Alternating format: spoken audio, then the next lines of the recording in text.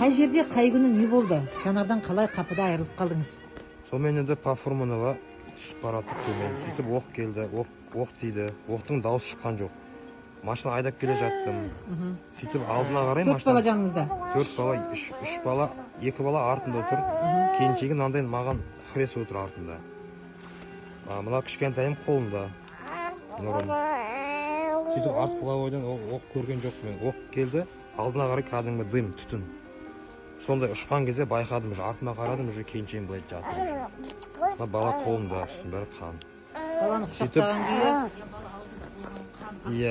Иә, сөйтіп бір 50 метрдей тағы да бір оқ аудармасын деп, бір 50 метрдей жүрдім. Жүргеннен кейін жол ішін тоқтап, баланы алып алдына жатқыздым.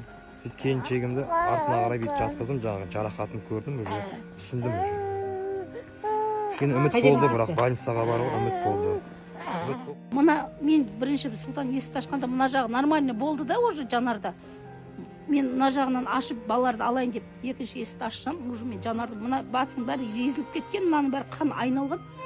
Екі бала жылап отыр ғой енді. Сол балалар жағы езіліп кеткен, көріп отыр. Иә, балалар жағы езіліп кеткен, екі баласы көріп отыр. Қан, қыздың үстінің бәрі қан, мына кішкентай баласының бәрі қан.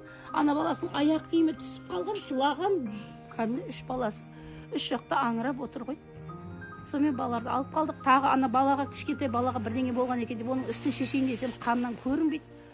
Бір қолы сынды ма, мен ойладым, ондай снайперский оқ деп ойлаған жоқпыз біз. Оны кәдімгі автоматпен патырлатып, или жаңағы стеклоны біреу ұрды ма деп сондай деп ойлайсың ғой. Сөйтіп баланың үстінен стеклоның сынығын іздедім, сондай бар ма екен деп сөйтсем, балада ештеңе жоқ. Скорыйға звондадым, балаға келсін деп, скорый келген жоқ. Скорый артынан жедел жәрдем қандай оқ тиді?